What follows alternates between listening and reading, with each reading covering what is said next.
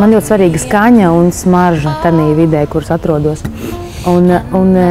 Ja, piemēram, tas var būt Ņujorkas vai Londonas pašā centrā, bet ja tur ir daudz putnu, piemēram, kas dzied, tad man ir tā sajūta, ka es esmu kaut kamī dzīvā, kaut kamī dabiskā. Un man putnu dziesmas vispār ļoti, ļoti patīk. Tā kā, mums pietrūkst Latvijā? Putnu? Nē, es domāju, pilsētas vidē dzīvais un šīs dzīvības sula. Mums ir īstenībā parki. Mūsu cilvēkiem ļoti daudziem, man liekas, ir lauki. Un mums tā tradīcija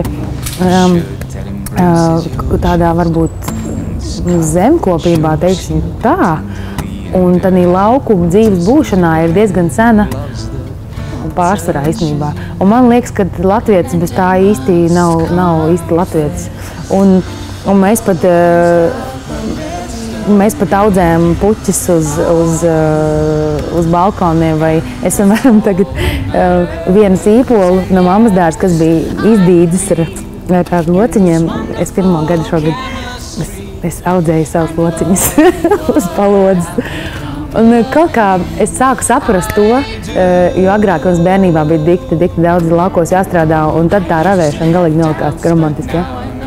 Tagad es sāku saprast, kā tas ir, kad gribas ielaist rokas zemē un kaut ko iestādīt un iesēt un skatīties un brīnīties par to, kā tas izauga no mazas sēkliņas. Tāds ķirbis.